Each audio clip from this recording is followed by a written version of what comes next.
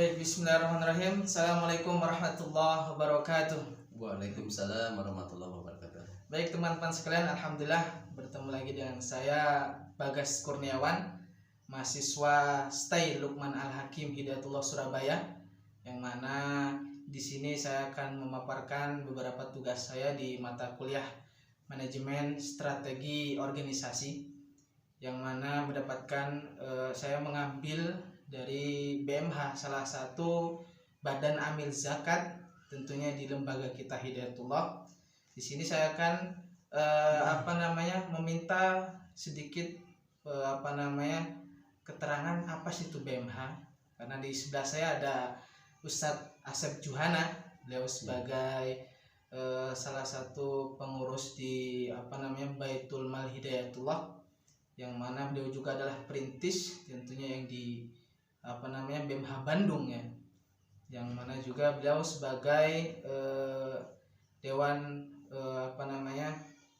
pengurus wilayah Hidayatullah Jawa Barat. Nah, maka dari itu kita akan mendengarkan perkenalan beliau dan pemaparan apa sih BMH itu nih. Kepada beliau, Ustaz, persilakan. Baik, alhamdulillah sahabat. Assalamualaikum warahmatullahi wabarakatuh. Ya, perkenalkan, nama saya Asep Juhana. Saya sebagai salah seorang amil ya di BMH di bagian SDM dan sekretaris lembaga, dan juga disampaikan sebagai pengurus di DPW Hidayatullah Jawa Barat bagian Departemen Hubungan Antar Lembaga. Jadi tugas saya silaturahim ini. Panjang umur ya.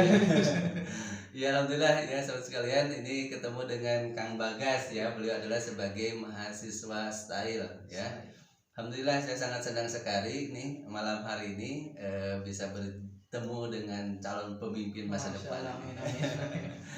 Ya, tadi disampaikan tentang bagaimana itu atau apa itu BMH. Ya, sebenarnya sudah pada maklum semua bahwa BMH ini adalah sebagai lembaga amil zakat ya nasional yang menghimpun, mengelola dana umat ya sesuai syariah, baik itu dana zakat, infak, sedekah, wakaf, dan juga CSR ya, kelembagaan.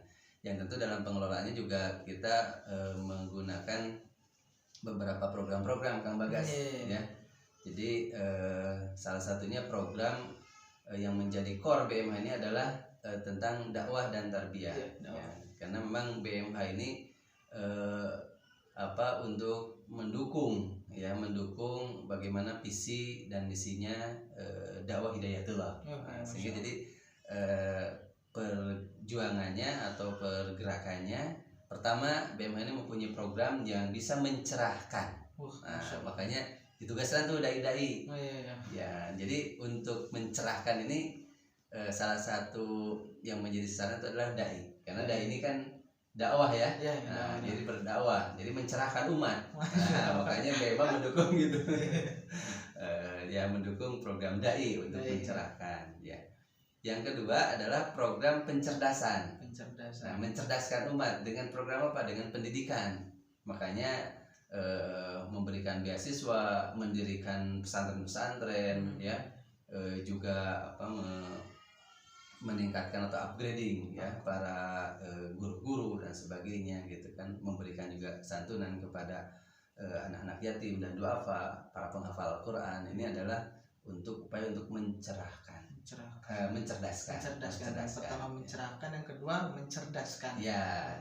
Nah, dan yang ketiga adalah memberdayakan. Jadi kalau sudah dicerahkan, dicerdaskan, diberdayakan. Makanya itu masuk program ekonomi. Ya. Jadi program BMH ini tidak sporadis dan tidak hanya ya istilahnya hit and run.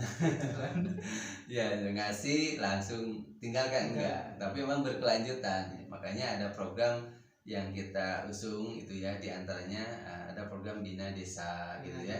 Ini adalah untuk membina bagaimana desa bisa terus dikuatkan gitu kan perannya, dari sisi ekonomi gitu kan, dari sisi pendidikan dan dakwah. Seperti itu, ini gambaran umum. Jadi garis besarnya adalah BMH itu adalah penyongsong ataupun pendukung pergerakan para dai dan lembaga dalam menegakkan agama Islam gitu. Betul ya, seperti itu.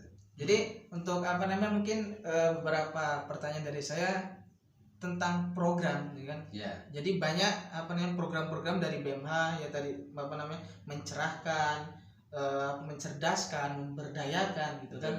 Kemudian apa sih yang menjadi tolak ukur dalam BMH itu memberdayakan semuanya, entah itu dari dai, lembaga, sekolah, anak yatim ataupun bahkan ke masyarakat umumnya gitu. Betul ya.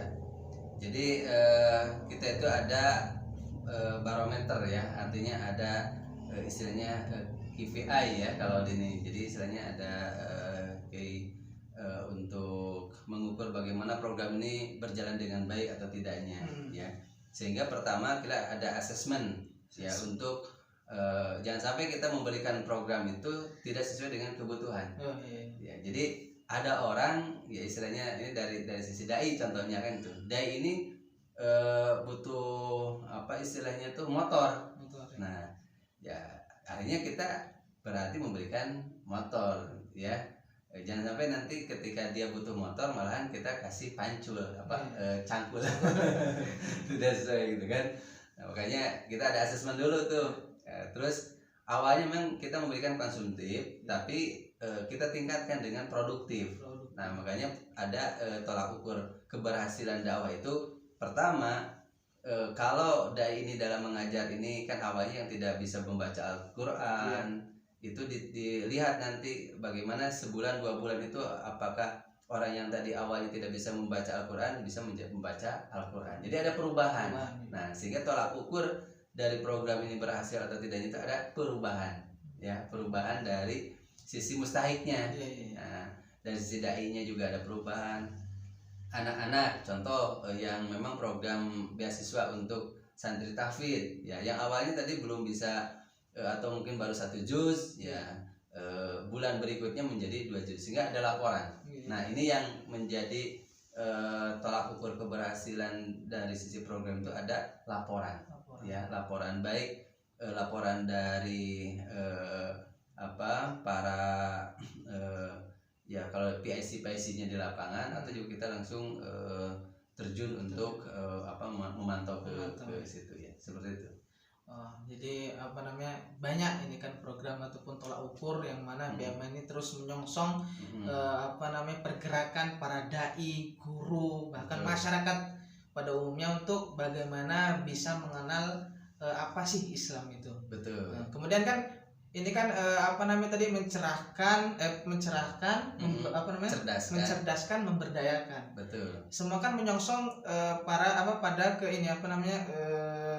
bagaimana masyarakat ataupun dai bisa terus berkembang gitu kan. Betul. Tapi kan terus pasti ada dukungan gitu kan. Entah itu dana ataupun yang masuk ke BMH gitu kan.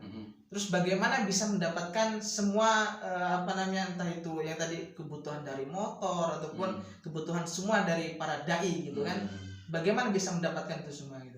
Ya, tentu tadi kita ada yang kita langsung datang untuk menilai atau berkunjung ya kepada tempat atau kepada dai itu sendiri. Ada juga yang bersifatnya melalui proposal masuk ya. Jadi istilahnya ada yang ini ada dai satu daerah yang membutuhkan itu, ada yang sifatnya berupa proposal, ada yang sifatnya berupa referensi, ada yang sifatnya kita langsung untuk memang berkunjung, artinya berkunjung ke daerah tersebut melihat kondisi yang ada. Oh, ternyata membutuhkan.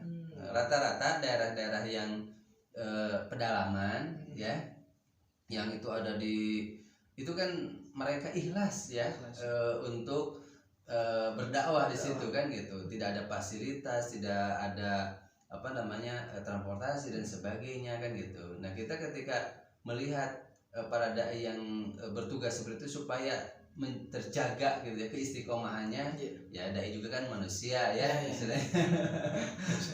sehingga kita bagaimana BMH terjun dan mensupport pergerakan dai tersebut ya. Jadi memang langsung BMH ketika ada berita ini ada dai di pedalaman yang membutuhkan bantuan apapun itu gitu ya, istilahnya ya kita mensupport ya, tentunya memang disesuaikan dengan kemampuan BMH juga ya. Artinya tidak semua apa yang dibutuhkan itu semua terpenuhi, yaitu disesuaikan dengan kemampuan BMH. Ya.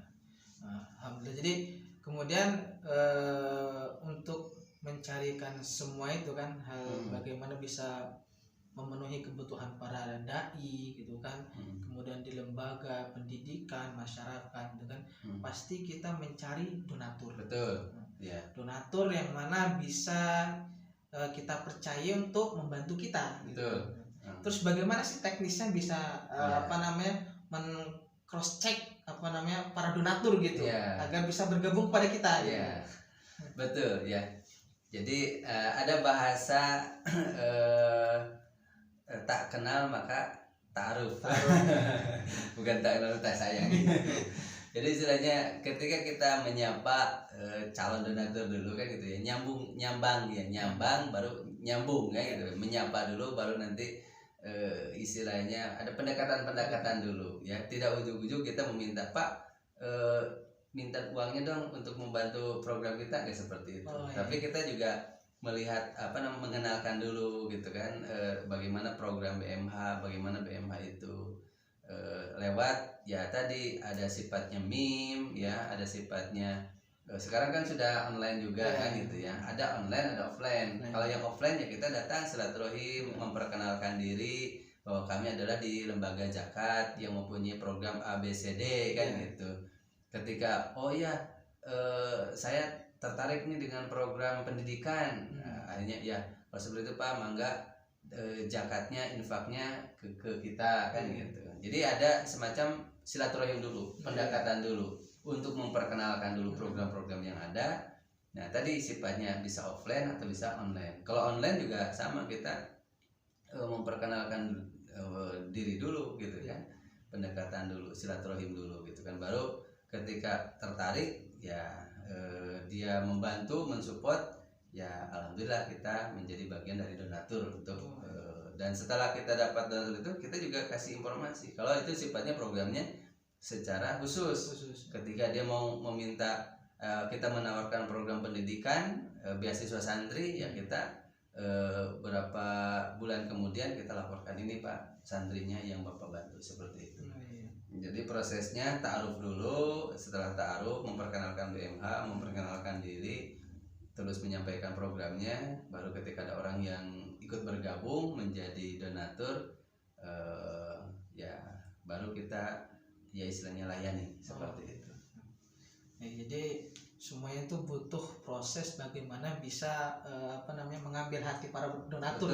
Betul. Jadi kan pertama tadi kita ta'aruf gitu kan. Memperkenalkan diri kita, lembaga kita, kemudian apa sih tujuan kita untuk bisa merekrut mereka jadi donatur gitu kan. Kita mempunyai program, kemudian kita kenalkan, ketika mereka sudah percaya dengan kita, yakin, baru kita ajak gabungkan pada kita gitu kan. Iya, betul. Kemudian kan di sini yang namanya lembaga amil zakat ataupun badan amil zakat itu kan banyak ya. Betul. Khususnya di Jawa Barat ini kan ada dompet duafa, rumah zakat gitu kan, bahkan yang lainnya. Terus bagaimana sih bisa mengambil ataupun mencari donatur, karena kan banyak juga mereka yang kontribusi ke rumah zakat, dompet duafa gitu kan. Ya, betul. Ya, sebenarnya alhamdulillah ya, semakin banyak lembaga zakat itu sebuah kesyukuran karena kan misinya kita dakwah ya. Dakwah artinya mengenalkan orang supaya semuanya sadar tentang kewajiban itu. Jadi semakin banyak orang yang istilahnya memperkenalkan bagaimana pentingnya zakat, ya ini adalah bagian daripada keberhasilan kita dalam berdakwah. Sehingga ketika banyaknya lembaga ini ya kita bersyukur, makanya kita gabung juga di forum zakat. Jadi kita ada gabung forum zakat namanya FOS ya, dan kebetulan saya juga termasuk di dalamnya sebagai bagian daripada keanggotaan forum zakat. Nah bagaimana untuk kita bahasanya bukan saingan ya, tapi fastabiqul khairat ya, untuk mengenalkan program-program yang ada ya, karena kan istilahnya ada juga yang sudah menjadi donatur lembaga lain gitu ya, tapi ketika BMH nih punya program rumah Quran, nah ternyata kalau gitu saya ikut juga bantu kan gitu. Dan memang BMH juga ada satu program yang ini mungkin menjadi salah satu keunggulan ya ini juga berdasarkan teman-teman yang menyampaikan bahwa BMH ini kan punya jaringan hampir di setiap kabupaten dan provinsi ya. Artinya ada di pelosok-pelosok ya, dengan adanya pesan-pesan Hidayatullah gitu kan. Dan ini adalah menjadi satu keunggulan BMH, sehingga program dakwah terutama yang ada di daerah-daerah ini adalah salah satu menjadi program unggulan BMH, karena BMH ini punya jaringan bahkan sekarang bukan hanya di Indonesia, kita sudah sampai ke luar negeri ya. Artinya bahkan kemarin teman-teman juga untuk kurban saja ini ya, program kurban tanpa batas ini istilahnya itu sampai ke Afrika. Sudah tentu kalau yang namanya Palestina itu sudah bahkan kita juga akan membuat ini di sana di Palestina itu lumbung ternak. Jadi insya Allah kita sekarang kurban tanpa batas ini bisa menjangkau kepada pelosok negeri, bahkan pelosok luar negeri gitu kan, seperti itu. Jadi dengan adanya banyak lembaga amil zakat, badan amil zakat, bukan berarti kita ini saingan. Betul. Tetapi bagaimana bisa fastabiqul khairat, berlomba-lomba dalam kebaikan. Betul. Dan kolaborasi. Nah, itu kan jadi saling sinergi dan saling mendukung. Betul. Gitu kan. Ketika di BEM ada program ini, kemudian di Dompet Wafa ada program ini, bahkan di yang lainnya ada program ini. Betul. Saling bagaimana bisa mewujudkan semuanya gitu. Betul, kan. Saling bersinergi, saling membantu, bahkan saling mendukung. Betul, gitu. Ketika ada program di yang kata tadi ada forum forum zakat gitu kan, bagaimana strateginya, maka di situ dimusyawarahkan, kemudian bagaimana bisa mensejahterakan umat kita. Betul. Ya, karena targetnya kan itu sebenarnya.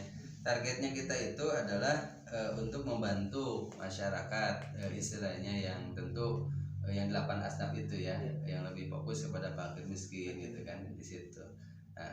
Sekarang kan tantangannya di situ. Jadi bagaimana adanya lembaga-lembaga zakat adalah sebagai bentuk mitra strategis untuk saling melengkapi, saling berkolaborasi gitu ya. Seperti itu.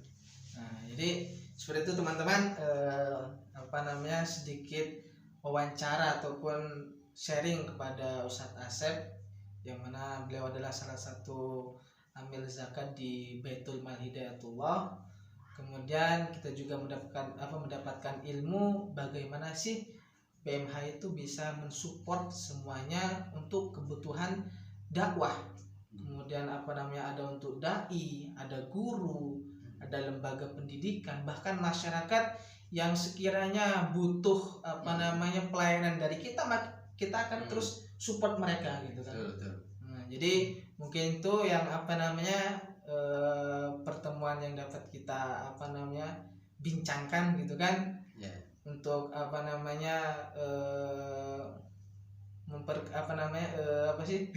bahasanya itu untuk melunasi semua tugas-tugas dari mata kuliah manajemen strategi organisasi. Maka saya mengambil dari BMH karena Ustadz Asep ini adalah salah satu ustadz saya juga, guru saya, yang mana beliau terus berkecimpung di BMH, terus mendukung bagaimana bisa mensejahterakan umat gitu kan. Jadi mungkin itu saja. Terima kasih pada Ustadz Asep atas waktunya untuk sedikit sharing kepada saya dan untuk teman-teman sekalian. Semoga apa yang disampaikan oleh Ustadz Asep menjadikan kita menjadi banyak pengetahuan, kemudian bisa menjadikan Ustadz Asep ini terus semangat. Amin. Kemudian diberikan kesehatan. Amin. Kemudian diberikan kemudahan dalam untuk mensejahterakan umat. Amin. Mungkin itu saja. Terima kasih Ustaz Asep Ya, sudah sama-sama. menyempatkan waktu gitu kan. Ini karena beliau ini orang sibuk, jadi harus jauh-jauh hari sebetulnya kan. Kemudian hari ini ada waktu. Mungkin itu saja dari teman-teman. Alhamdulillah kita sudah selesai. Maka saya sebagai pewawancara meminta maaf apabila ada tutur kata yang kurang berkenan, yang kurang baik dibuang dan yang baik diambil gitu kan. Terima kasih, mungkin itu saja. Kembali lagi kepada saya dan nanti akan ketemu di episode selanjutnya di channel saya, yaitu Bagas Kurniawan. See you next time. Assalamualaikum warahmatullahi wabarakatuh. Waalaikumsalam warahmatullahi wabarakatuh.